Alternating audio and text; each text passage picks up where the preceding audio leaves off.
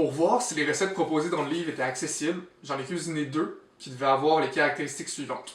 Donc, un, les ingrédients devaient être disponibles en épicerie.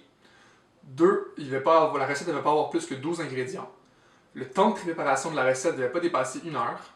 Et la recette devait être prête dans un maximum de 2 heures, incluant le temps de cuisson. Puis finalement aussi, il fallait qu'il s'agisse d'un repas complet, donc pas d'un dessert ou d'un accompagnement. Et je vous assure que juste pour trouver des recettes qui répondaient à ces critères-là, j'ai eu du mal. Donc les recettes d'achigans en écorce de bouleau, de pastilles contre la toux à l'épinette, de carbonate de cou de serre, de croquettes de viande fumée maison, de rondelles de bouillon maison, et les 6 recettes qui utilisaient des truffes, j'ai trouvé 2 recettes qui répondaient à mes critères et que j'avais pas de l'habitude de cuisiner.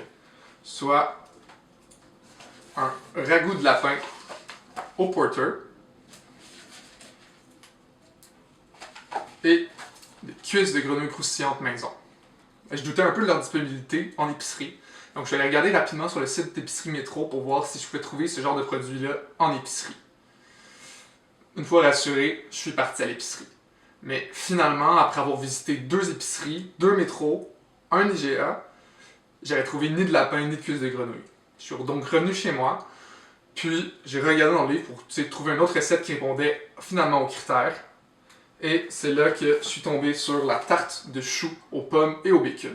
Bon, c'est peut-être pas la recette la plus excitante, mais au moins ça change de ce que j'ai l'habitude de faire d'habitude. Puis ça, j'étais sûr que les ingrédients allaient être accessibles.